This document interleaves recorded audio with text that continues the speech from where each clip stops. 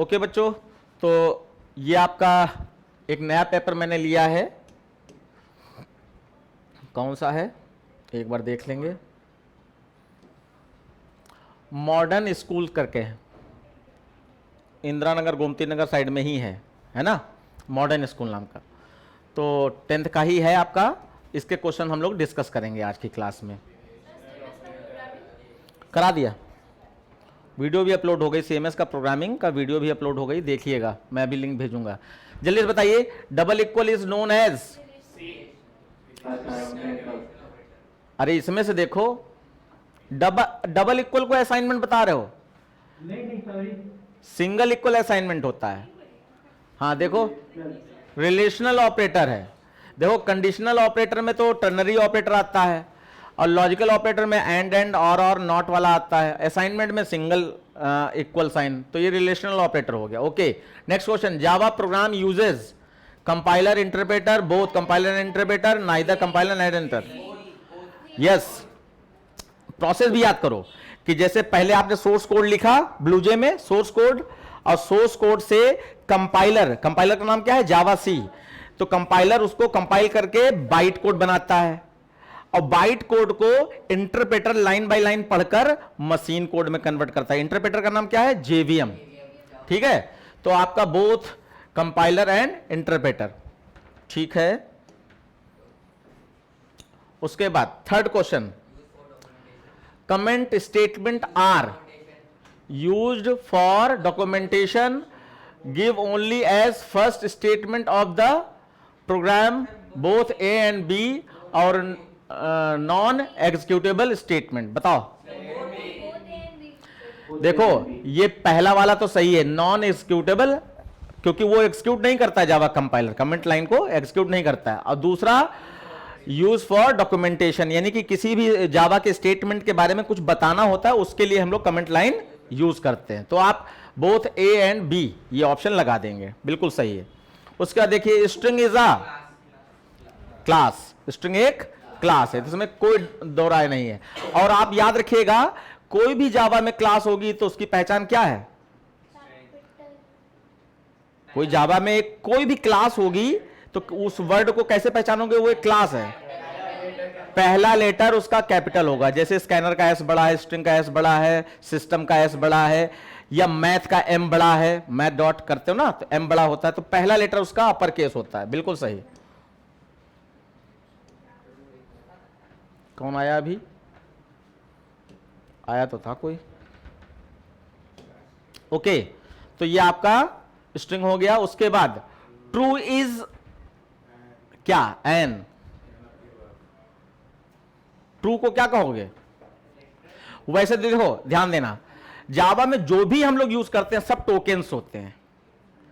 अब टोकन के अंदर ध्यान दो, टोकन के अंदर आपका कीवर्ड्स आते हैं, टोकन के अंदर आइडेंटिफायर्स आते हैं, टोकन के अंदर ऑपरेटर्स आते हैं, टोकन के अंदर सेपरेटर और पंक्चुएटर्स मार्क्स आते हैं। ये सारी चीजें टोकन्स के अंदर आती हैं। अब एक एक करके देखो, आइडेंटिफायर कह रहे हैं तो आइडेंटिफायर किसी भी नाम के लिए यूज किया जाता है। वेरिएबल का नाम, क्लास का नाम, फंक्शन का नाम, ऑब्जेक्ट का नाम, ये आइडेंटिफायर। तो ये आइडेंटिफायर तो नहीं है। फिर उसके बाद लिटरल, तो लिटरल में जो जितने डेटा टाइप होते हैं उतने ही लिटरल। जैसे कि इंटीजर डेटा टाइप तो integer literal.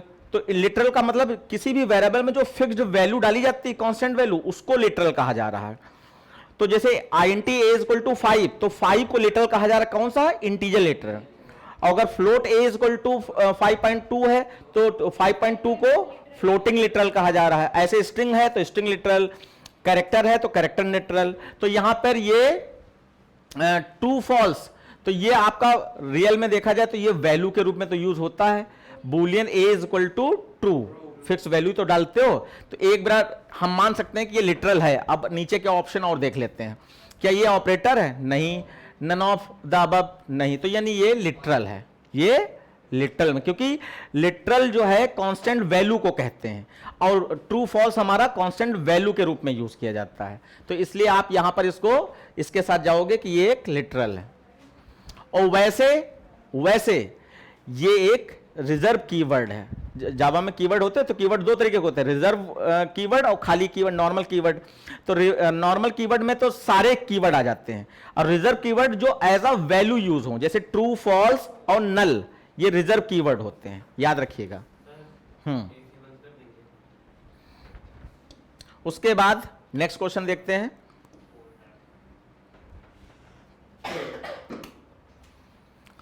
Select the correct output for the following.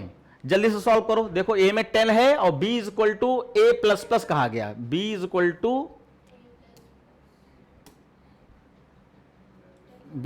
To a plus plus कहा गया। अब देखो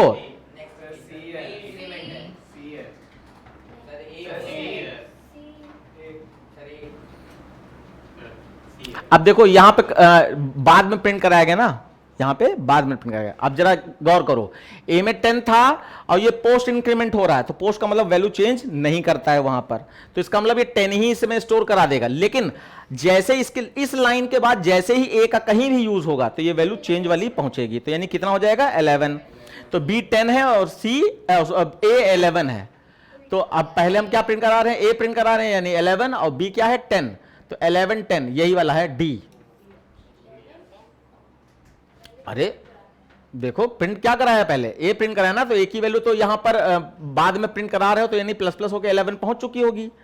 और बी को इसने क्या दिया, यहां पे वैल्यू चेंज करेगा नहीं, तो ये 10 ही दिया इसने, तो ए की वैल्यू 11 है, बी की वैल्यू 10 है। अब देखो जितने, जैसे कई बच्चे नोट नहीं करते, बस बैठे सुन रहे हैं कहानी, जो भी डिफरेंट आपको चीज मिले, डिफरेंट, जहां पे आपका वो ऑप्शन गलत हो सकता है, उसको तुरंत नोट करना है आपको।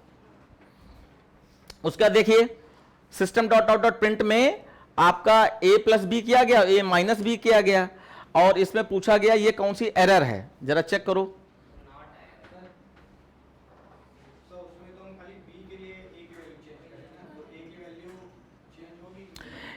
यूनरी ऑपरेटर जो है सेल्फ ऑपरेटर होता है, यानी वो खुद के सिंगल वेरिएबल के ऊपर वर्क कर रहा होता है। तो ये ए के ए जब अपनी वैल्यू चेंज करेगा तो उसको चाहे बी में वैल्यू स्टोर कराएं या ना कराएं, ए तो अपनी वैल्यू प्लस प्लस लगा तो चेंज करेगा ही करेगा। अब पोस्ट के कारण वो तुरंत नहीं चेंज करेगा, अगली लाइन में चेंज करेगा, तो चेंज वैल्यू होगी। जल्दी से बताओ बच्चों।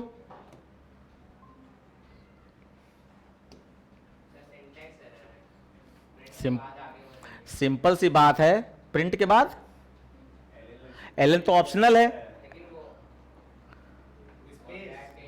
ना ना ना ना, वो टाइपिंग मिस्टेक हो सकती है। यहां सीधे सीधे एरर दिखाई पड़ रहे, तुमको नहीं नजर आ रहा है। आपको याद होगा system dot out dot print या प्रिंट एलएन में एक से अधिक चीज प्रिंट कराते हैं तो क्या लगाते हैं, प्लस लगाते हैं। एक से अधिक चीज प्रिंट कराते हैं तो प्लस लगाते हैं। अब यहां पे एक चीज हो गई, ये सेपरेट ब्रैकेट, और उसके बाद दूसरी चीज लिख रहे हैं, तो कुछ है इसके बीच में, कुछ नहीं है, तो इसका मतलब प्लस ऑपरेटर मिसिंग है। यहां पर प्लस ऑपरेटर मिसिंग है, तो ये आपका प्लस ऑपरेटर होता तो कोई एरर नहीं आती। बाकी सेमीकोलन और कर्ली ब्रैकेट, गोल वाले ब्रैकेट जितने खुलने चाहिए वो सब खुले हैं, बंद हैं। तो ये आपका कौन सी एरर हुई, फिर सिंटैक्स एरर है, सिंटैक्स में एरर है। भैया एक्टिव हो, ऐसे तो थ्योरी गलत हो रही तुम लोगों की।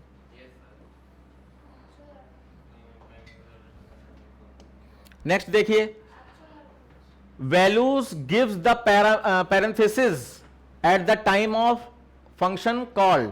जब फंक्शन कॉल कर रहे होते हैं OBJ dot input, OBJ dot compute, तो आप उस वो वाला याद रखिए। ये पैरामीटर में आपने वैल्यू भेजते समय कहां देखा है, फंक्शन वो क्या कहते थे, फंक्शन का overloading part, overloading, function overloading में सारे पैरामीटर वाले फंक्शन होते हैं ना, तो जहां से वैल्यू भेजते हैं वो एक्चुअल पैरामीटर, और जहां फंक्शन में वैल्यू पहुंचती है वो फॉर्मल पैरामीटर। तो यहां पर आपका ये एक्चुअल पैरामीटर है, देखो कहीं लिखा, हाँ सी एक्चुअल पैरामीटर, ठीक है। The number of values return by the method can be, तो एक वैल्यू रिटर्न होती है, बिल्कुल सही है। और उसके बाद एक फंक्शन एक बार में एक ही वैल्यू रिटर्न कर सकता है। लेकिन अच्छा ये पूछे, हाँ एक फंक्शन में एक बार में एक वैल्यू रिटर्न हो सकती है, और ये बता दो जरा एक फंक्शन में रिटर्न स्टेटमेंट कितने हो सकते हैं, कितने भी हो सकते हैं। इफ एल्स बढ़ाते चले जाओ, हर इफ में, हर एल्स इफ में एक रिटर्न स्टेटमेंट चलेगा, लेकिन रिटर्न एक ही वैल्यू होगी एक बार में, क्योंकि रिटर्न स्टेटमेंट एग्जीक्यूट एक ही होता है, लिखे कितने भी जा सकते हैं अलग अलग कंडीशंस में।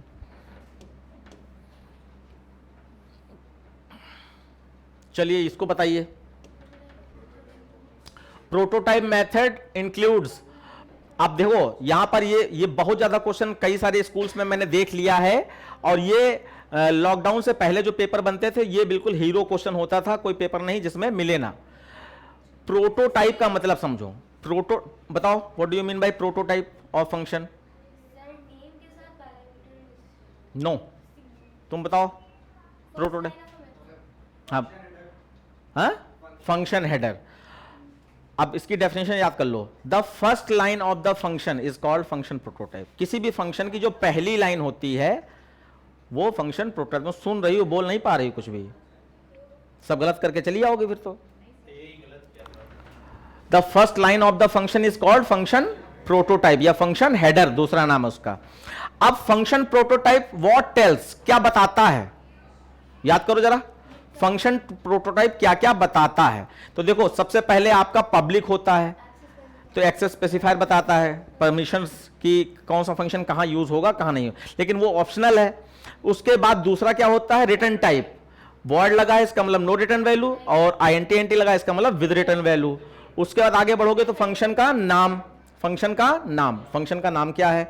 उसके आगे बढ़ोगे तो गोल वाले ब्रैकेट में फॉर्मल पैरामीटर, यानी वेरिएबल्स की लिस्ट, फॉर्मल पैरामीटर दिए होते हैं।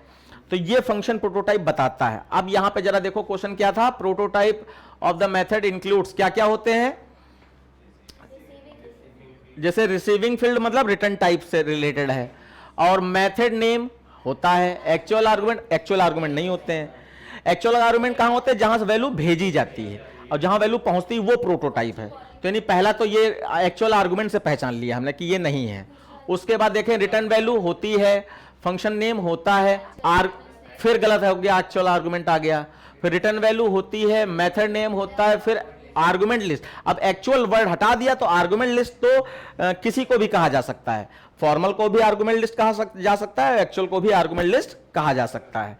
तो अब सबसे नजदीकी आपका ये सी वाला है, और ऑल ऑफ द अबव इसलिए नहीं हो सकता क्योंकि ऊपर वाले तो गलत हो ही गए हैं दो, तो यानी आपका आंसर कौन सा हो गया, सी वाला। अब इसको एक्चुअल ये आर्गुमेंट लिस्ट कहते या फॉर्मल पैरामीटर कह देते, दोनों का मतलब सेम है, आर्गुमेंट लिस्ट या फॉर्मल पैरामीटर। ओके, बहुत अच्छा। उसके बाद नेक्स्ट है आपका, देखिए डिस्टिंग्विश बिटवीन, डिफरेंसेस। हमने एक फाइल अपलोड की है आप लोगों के थ्योरी वाले पार्ट में, ऐप में, उसमें एक फाइल में हमने वीडियो में सारे डिफरेंसेस बताने की कोशिश की हैं जो इंपॉर्टेंट हैं। और हाँ, आज मैंने जो है प्री बोर्ड का, बच्चों अभी से मैंने कहा प्रैक्टिस करना चालू कर दो, आज मैंने प्री बोर्ड का असाइनमेंट लोड कर दिया है। अगर बूंद बूंद भी उसको सॉल्व करना चालू करोगे तो दिसंबर में आपका प्री बोर्ड होना है, एक एक क्वेश्चन आप कर चुके होगे, तो ये थ्योरी वाला नाटक खत्म हो जाएगा। उसमें थ्योरी, आउटपुट, डिफरेंसेस, प्रोग्राम्स सब हैं, और साथ साथ पिछले साल की जो प्री बोर्ड हुए थे अलग अलग स्कूल्स के, उनकी वीडियो भी प्रोवाइड कर दी है। तो आप उन वीडियोस को जरूर देखिए कि पिछले साल के LPS में क्या आया था, CMS में क्या आया था, सेंट मैरी में क्या आया था, जो भी हमें मिला था हमने सबका वीडियो बना दिया था, तो उसको भी देखिए आप। दो चीज़ें करनी है, प्री बोर्ड का असाइनमेंट पूरा अपने आप सॉल्व करना, यहीं डिस्कस करना है, और साथ में वीडियो पेपर की, तो वो तो पेपर टाइम देख लो, अच्छी बात है। चलिए देखिए, पहले आप देखिए ladder if and switch case. Ladder if का मतलब इफ एल्स इफ की बात हो रही, और स्विच केस तो स्विच केस है ही। अब डिफरेंसेस में अगर देखें तो डिफरेंसेस में पहला डिफरेंस जो सबसे मेन है वो क्या है कि आपका स्विच केस जो है कैरेक्टर, इंटीजर और स्ट्रिंग से तीन ही डेटा टाइप यूज करता है। केस कैसे बनाते हो, या तो इंटीजर टाइप का केस बनाते हो या तो कैरेक्टर टाइप का, और वो लिखा नहीं है लेकिन होता है, या तो केस में स्ट्रिंग भी बना सकते हो, जैसे केस डबल कोट्स में राम, ऐसे भी बना सकते हो। तो कैरेक्टर, स्ट्रिंग, और आप अगर स्ट्रिंग हटा देना चाहते हो तो बिल्कुल हटा दो, वो हमने आपको बताया है, वो लिखा जल्दी मिलता नहीं है। तो आप कैरेक्टर और इंटीजर कह दो कि स्विच केस में कैरेक्टर और इंटीजर डेटा टाइप यूज किए जाते हैं, जबकि इफ एल्सिफ में तो सारे जितने डेटा टाइप पढ़े हैं प्रिमिटिव वाले सारे यूज किए जाते हैं। कंफर्म, दिमाग में भी आ गया ना ये चीज? ये पहला डिफरेंस है। थ्योरी तैयार करो बेटा, थ्योरी तैयार करवा रहे हैं। फिर दूसरा डिफरेंस क्या कह सकते हो कि स्विच केस में सिर्फ इक्वलिटी ही चेक होती है। केस में क्या करते हो, अगर वो केस 1 चॉइस 1 से मैच हो गया तो क्या इक्वलिटी चेक हुई, और जबकि इफ एल्सिफ में सारे रिलेशनल ऑपरेटर यूज किए जाते हैं, less than, equal to, not equal to, यानी all relational operator are used in if else if या लेडर इफ एल्स, और स्विच केस में सिर्फ इक्वलिटी ही चेक की जाती है ना? तो आप ये बात उसमें लिखो कि इफ एल्सिफ में सारी कॉम्बिनेशन कंडीशंस के चेक किए जा सकते हैं या सारे रिलेशनल ऑपरेटर यूज किए जाते हैं, जबकि इफ स्विच केस में सिर्फ इक्वलिटी ही चेक की जा सकती है, इक्वल या नॉट इक्वल, बस।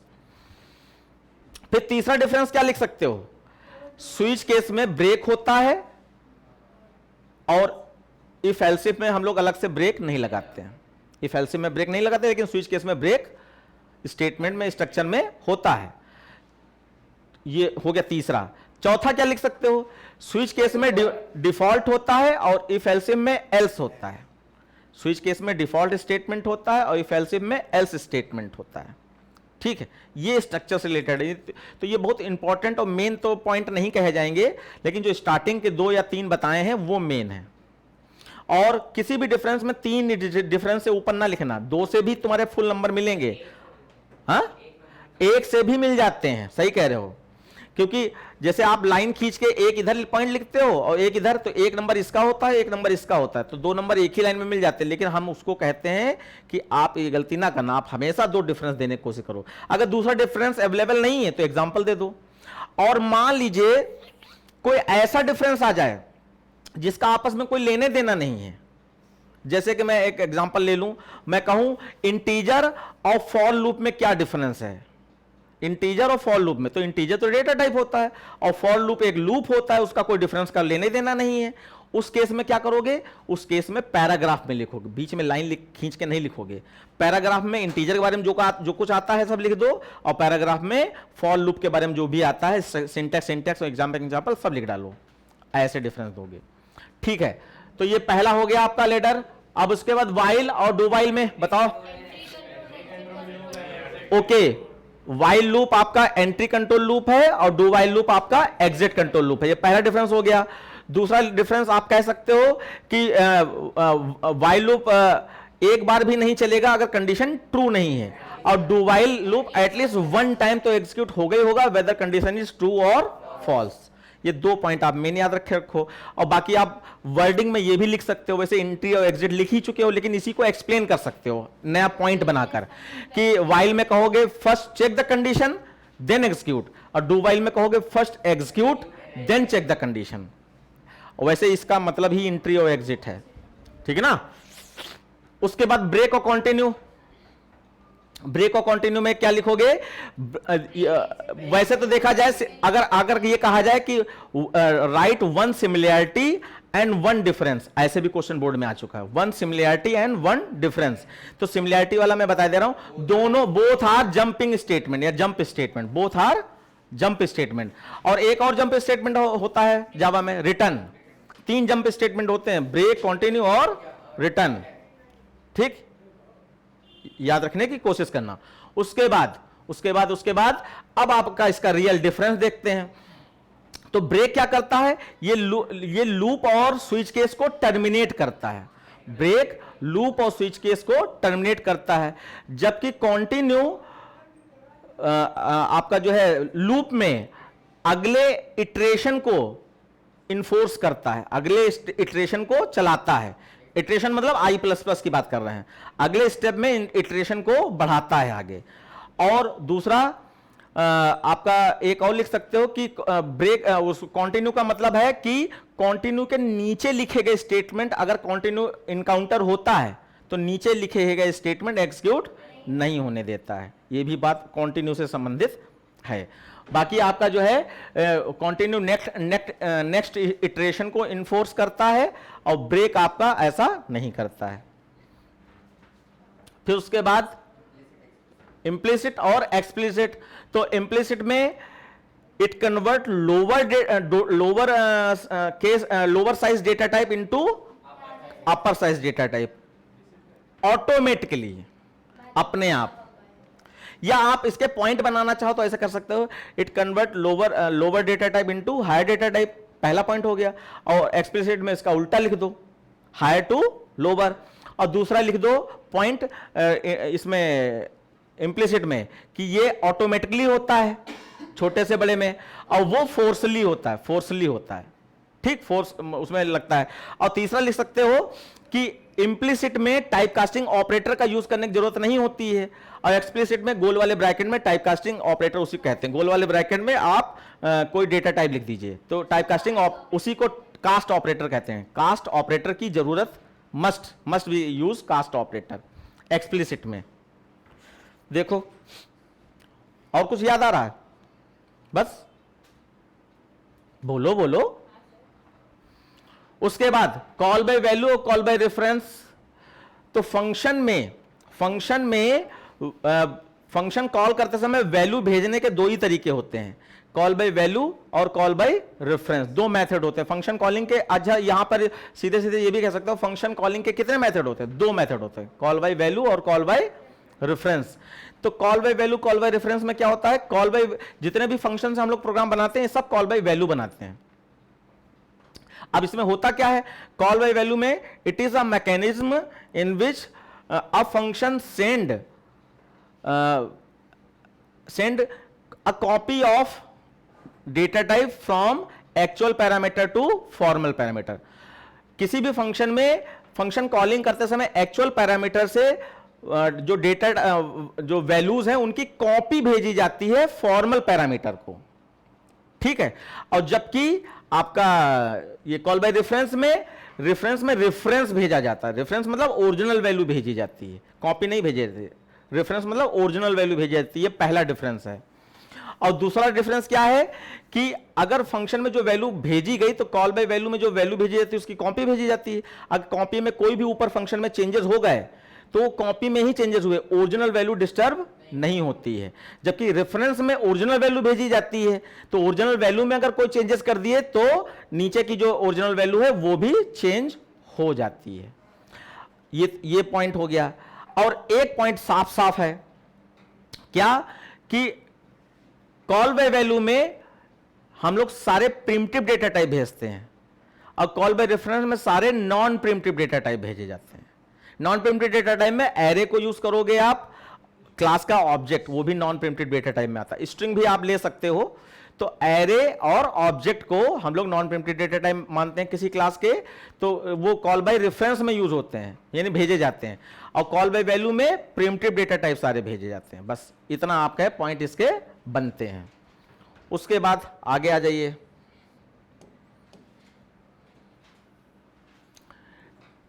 Name all principle of oops with one line definition. तो देखो चार तरीके के आपके ऊप्स के प्रिंसिपल हैं।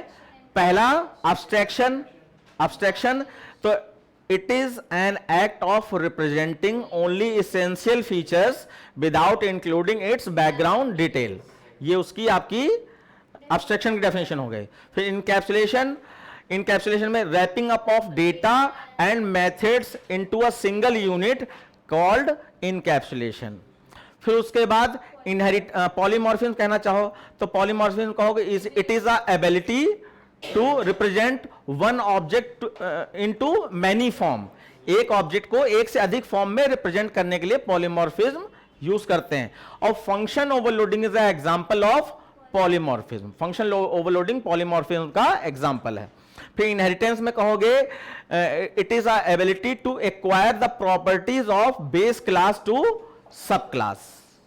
ऐसे करके derived class, sub class, child class, ये सारे चारों नाम दे सकते हैं। छोटी छोटी डेफिनेशन है, आप इसको याद करके रखिए, ये हमेशा पूछी जाएंगी। वैसे ये पेपर जो है बोर्ड के पैटर्न के हिसाब से नहीं बनाया गया, ये पिछले साल के पैटर्न के हिसाब से बनाया गया जो आपका 2023 का जो स्पेसिमेन पेपर था उसके हिसाब से बना है। 2024 के स्पेसिमेन के हिसाब से ये पेपर नहीं बना है।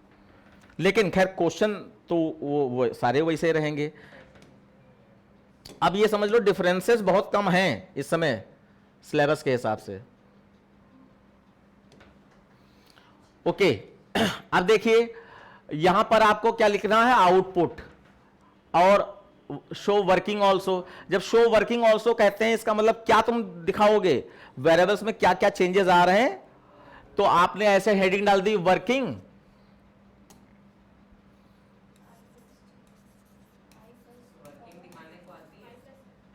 पहले आती थी, अब वर्किंग में देखो, पहले देखो वेरिएबल कितने हैं, सिर्फ आई है और जे है, तो आप आई लिख लो और जे लिख लो ऐसे, और आई की वैल्यू जे की वैल्यू दोनों की 1 और 1 लिख ली। अब यहां पे आओ स्टेप 1, स्टेप 1 देखो आई में 1 है, 1 5 से छोटा है, कंडीशन ट्रू है, नीचे आ गया। अब आई प्लस प्लस हो गया, तो आई प्लस प्लस हो गया। अच्छा यहां पर एक और चीज लिखनी है, आउटपुट, आउटपुट भी लिखना है। तो आई प्लस प्लस होके 1 से कितना हो गया, 2 हो गया। तो यहां पे आई की वैल्यू 2 आपने कर दी, और साथ में आउटपुट में यहां पे प्रिंट क्या होगा, आई की वैल्यू तो 2 हो गई, लेकिन प्रिंटिंग में हम पोस्ट इंक्रीमेंट कर रहे हैं तो वैल्यू चेंज नहीं करेंगे। तो इसका मतलब आई की वैल्यू आउटपुट में यहां पर 1 ही आएगी, यहां पे 1 ही आएगी, ठीक है। और साथ में कॉमा भी प्रिंट हो रहा है। और उसके बाद अब आई पे वैल्यू बढ़ चुकी है, अगले स्टेटमेंट में आई की वैल्यू क्या पहुंचेगी, 2 पहुंचेगी। तो यहां 2 पहुंची और जे की वैल्यू 1 है, तो 2 + 1 3। तो यहां पे क्योंकि ये आउटपुट में ही आ रहा है तो आप यहां कॉमा लगाकर 3 लिख दोगे, 2 + 1 3 आ जाएगी। उसके बाद कर्सर यहां से यहां जाएगा। अब इनके प्लस प्लस में याद रखना, पहले ये वाला प्लस प्लस करोगे, उसके बाद ये वाला प्लस प्लस या माइनस में जो भी दिया हो, तो इधर से इधर की ओर चलेंगे, वही जो एक्सप्रेशन सॉल्व करने का रूल था उसी के हिसाब से। छोटी बात नहीं थी ये, अच्छी बात थी। अगर आई का यूज इसके अंदर कुछ कराया गया होता और तुम इधर से उधर चल देते तो गलत हो जाता आपका। तो यहां पर अब देखो आई प्लस प्लस हो जाए तो आई की वैल्यू कितनी हो चुकी बच्चों, आई की वैल्यू आपकी 2 हो चुकी है, नहीं यहां पे 2 थी, 2 हो चुकी है। अब यहां पर ये प्लस प्लस होकर 3 हो जाएगी, तो यहां पर कॉमा लगाकर 3 कर दो, 3 कर दी। और फिर जे की वैल्यू प्लस प्लस होकर कितनी हो जाए, तो जे की वैल्यू 1 थी, 2 हो गई। अब यहां से जब आप कंडीशन पे आओगे तब स्टेप 2 लिखोगे, बीच में स्टेप 2 नहीं लिखोगे। जब तक बीच में जो भी हो रहा है वो सब यहीं पे इसी लाइन में एडजस्ट करने की कोशिश करो, इसी लाइन में एडजस्ट करने की कोशिश करो। जैसे कंडीशन पे आओगे तब स्टेप 2 लिखोगे। तब स्टेप 2 में देखो आई की वैल्यू 3 हो चुकी है, अब 3 भी 5 से छोटा है, नीचे आ जाए। अब बताओ यहां पे आई की वैल्यू आपकी 1 मिनट, हाँ ये 3 थी, तो यहां पे आपका ये प्लस प्लस करके हमने 3 यही तो लिखा था, हाँ ठीक, तो यहां पे 3 ही है, ठीक, इस समय 3 है आई की वैल्यू, 3 5 से छोटा है, नीचे आ गया। अब यहां पे आउटपुट में क्या आ जाएगा, ये 1, 3 तो आ ही चुका था, और उसके बाद अब क्या आने वाला है,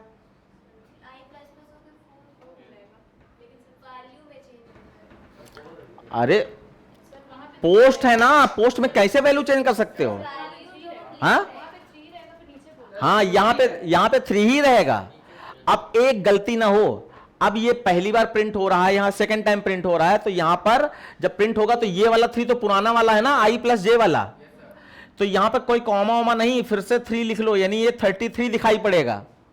ये भी ध्यान देना होगा तुमको, ये 33 दिखाई पड़ेगा। सेकेंड लाइन में लगा, पहली लाइन नहीं लगा है ना। अच्छा हाँ, एक और गलती हो रही है, कोई बात नहीं, कोई बात नहीं। अब ये आपका क्या प्रिंट कर दिया हमने, 3 ही प्रिंट कर दिया। उसके बाद अब कॉमा लगाओ, पहले वैल्यू प्रिंट होगी उसके बाद कॉमा लगे। हाँ क्या कह रहे हो बताओ,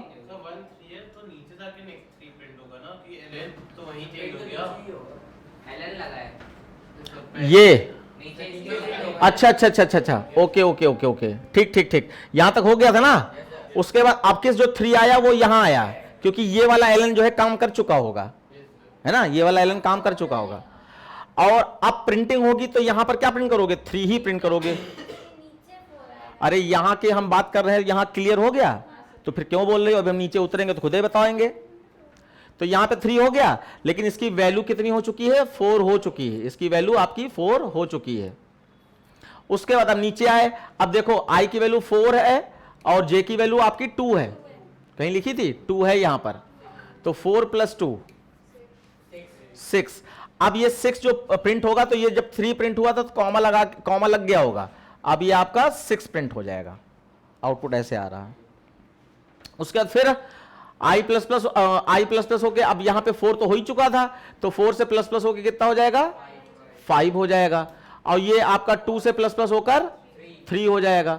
अब 5 से छोटा है, कंडीशन फॉल्स, बाहर आ गए और i प्लस प्लस पोस्ट में कर रहा है, तो यानी कि 5 ही रखेगा, चेंज नहीं करेगा।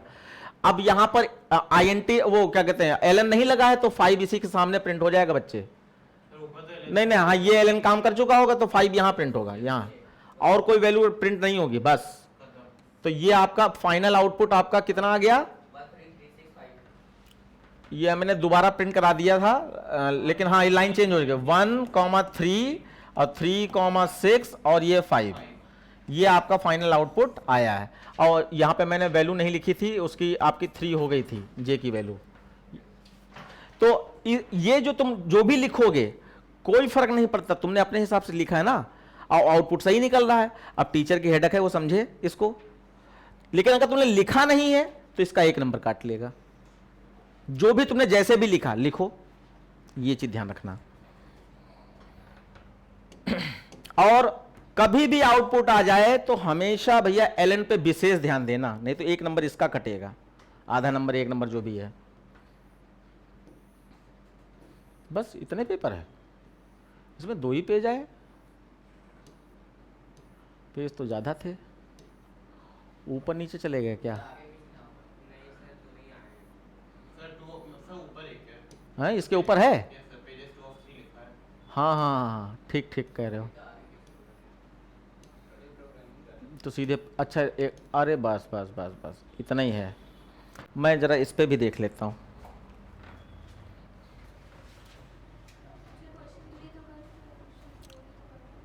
वो असल में पेपर पैटर्न उन्होंने पुराना वाला दिया है ना, तो देखो ये आपका 1 था, ये तो हो ही गया, ठीक है। उसके बाद ये वाला, यही वाला पोर्शन हुआ है भी, ठीक है। उसके बाद ये वाला रह गया, ये वाला पेपर नहीं आया। चलो देखो,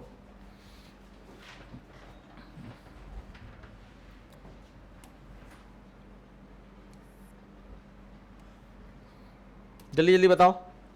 यहां पर 51 है,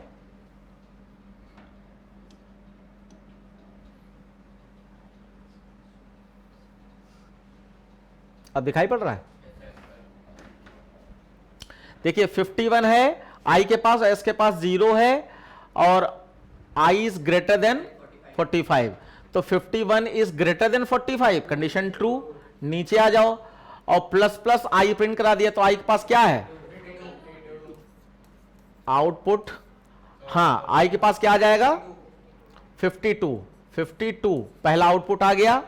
उसके बाद अब वैसे लिखना, अब 52s में ऐड हो जा रहा है, तो s के पास क्या था, 0 था, 0 + 52 आ गया इसके पास।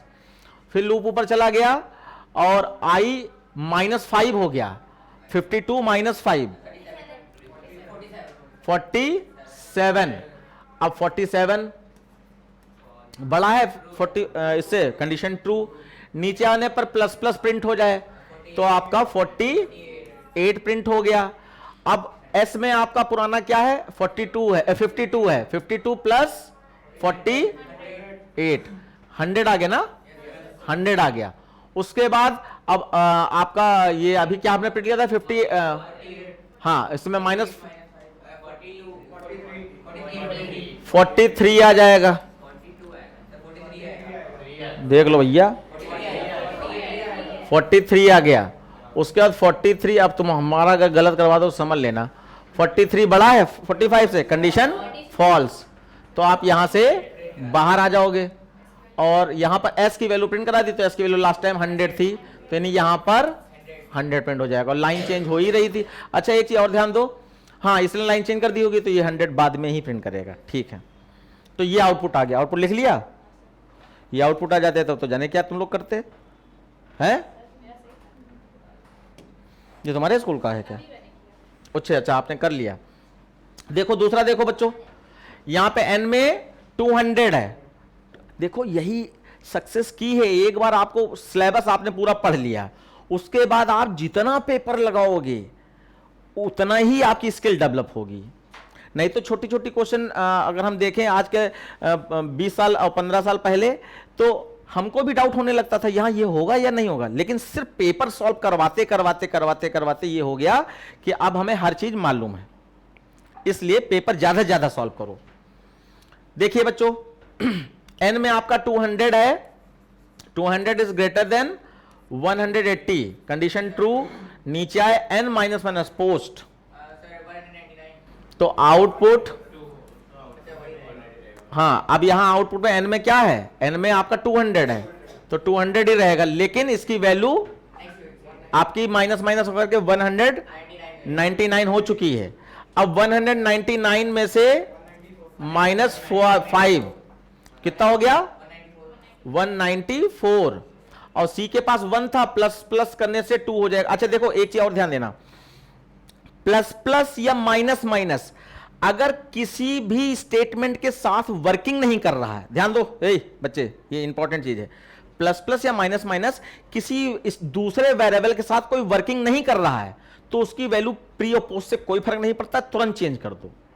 देखो ये C प्लस प्लस यूज तो दोबारा आओगे तभी होना है ना, तो इसका मतलब इसको तुरंत चेंज कर दो। अगर यहीं पे C प्लस प्लस के साथ में +2 होता, -a होता, इस तरीके कुछ होता, तो फिर पोस्ट के हिसाब से करते, तब पोस्ट के हिसाब से करते। ऐसे इसकी वैल्यू तुरंत चेंज कर दो, तो 1 थी तो आपने डायरेक्ट 2 कर दी, उसके लूप ऊपर चला जाएगा। अब आपका यहां पे 194 आ चुका है, 194 ग्रेटर देन कंडीशन ट्रू, नीचे आने पर n प्रिंट हो जाए तो आपका 194 प्रिंट हो गया, और 194 -5 189, उसके बाद ये प्लस प्लस होकर 3 हो गया। अब उसके बाद फिर से आए, अब यहां पे कितना 189 हो गया है, 89 ग्रेटर देन इससे कंडीशन ट्रू, फिर नीचे आ जाए तो आपका अच्छा एक की गलती तो नहीं हुई, यहां पे गलती हुई है हमें लग रहा है, यहां हमने माइनस माइनस नहीं किया, गलती ये हो गई।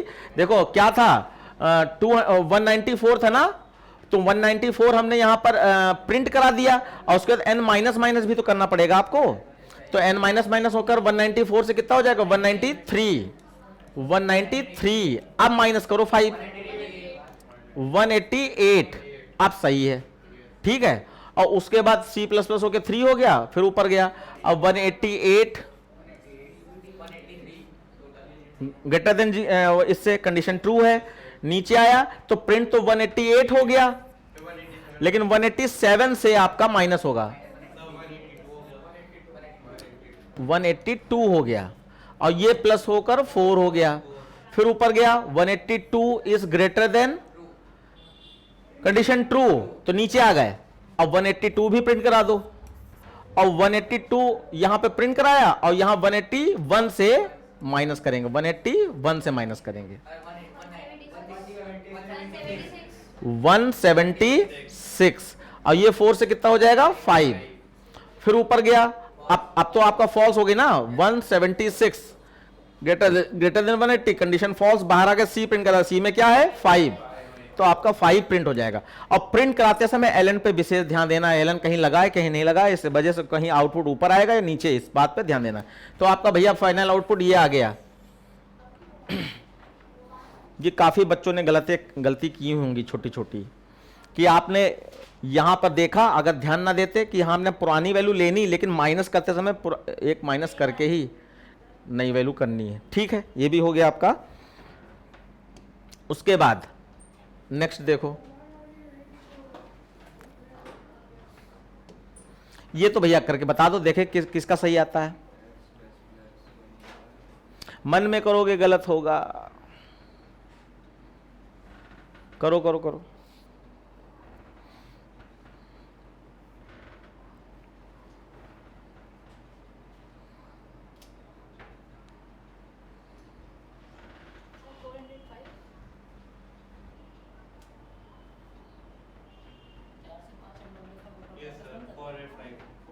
चल रहा है सबका 405 आया। चलिए मैं एक बार हल्का सा देख लेता हूं चेक करके। x में आपका 100 था तो यहां से मैंने वैल्यू रखी है, तो पता ही है मैंने पुरानी टेक्निक हमारी 100 रखा प्लस और इक्वल साइन की जगह पर गोल वाला ब्रैकेट स्टार्ट कर दिया और प्लस प्लस x मतलब 101 हो गया प्लस 102 हो गया प्लस 102।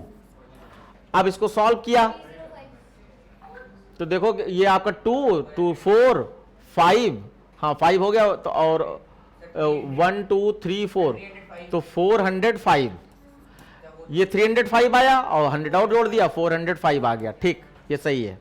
चलो इसको अब भी जल्दी से बता दो, इसको भी जल्दी से बता दो। नेस्टेड है टर्नरी ऑपरेटर के अंदर, टर्नरी ऑपरेटर।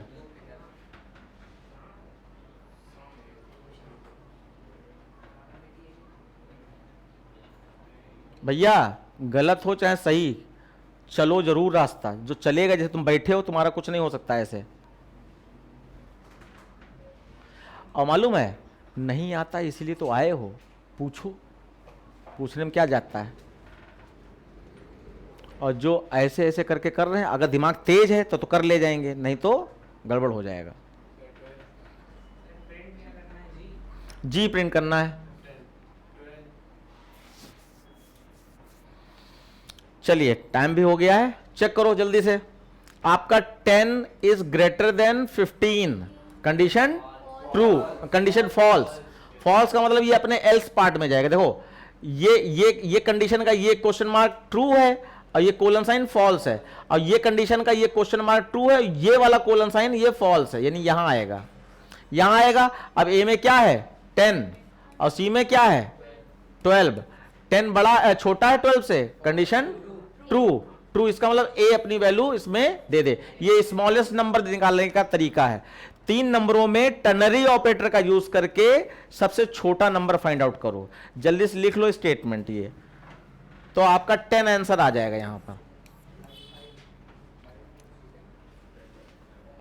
टर्नरी ऑपरेटर का यूज करके स्मॉलेस्ट नंबर फाइंड आउट करना। हाँ इसको छोटा, हाँ बिल्कुल, ये ternary operator single line statement बोला जाता है ना, तो ये प्रोग्राम को छोटा ही करने के लिए यूज किया जाता है।